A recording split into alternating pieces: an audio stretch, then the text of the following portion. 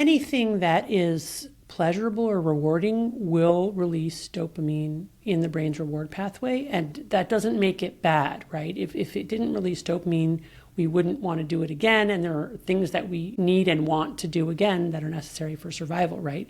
The basic natural rewards are food, clothing, shelter, finding a mate. If we weren't programmed...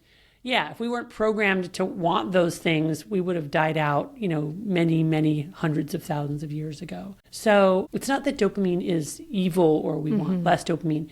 The problem is that we have applied science and technology to make very potent forms of these natural rewards to the point where it's way more than our brains can handle, where we get like this fire hose of dopamine. We get it chronically in a way that our brain was not evolved for, and also in a way that humans haven't had to deal with, except for like the last 200 years. Maybe just like take opioids, for example. For most of human existence, for more than 2,000 years, people have used opium from the poppy plant, right? But they had to have a bit of soil to cultivate poppies, and then they had to grow them and wait till they were blooming, and then they had to harvest them, and then there was only so much, and when it ran out, you had to start over again. Now we have taken our technology to the point where we can make opioids in a laboratory without any plant precursors, and we can make an incredibly potent form, 100 to 1,000 times more potent than opium, and we have needles that we can inject into our bodies that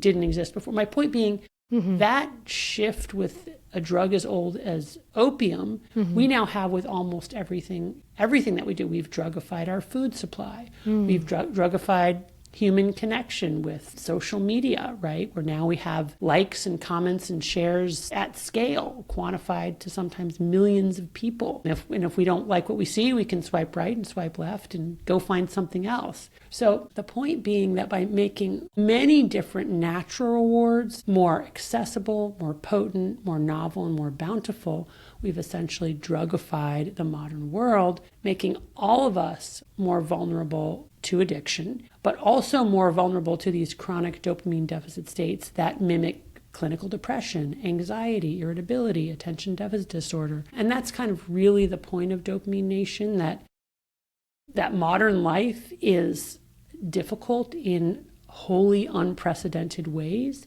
because of this mismatch between our ancient wiring that has us reflexively approaching pleasure and avoiding pain, and the world that we find ourselves in, where we can just sit on the couch and with the press of the button have access to all these drugified goods.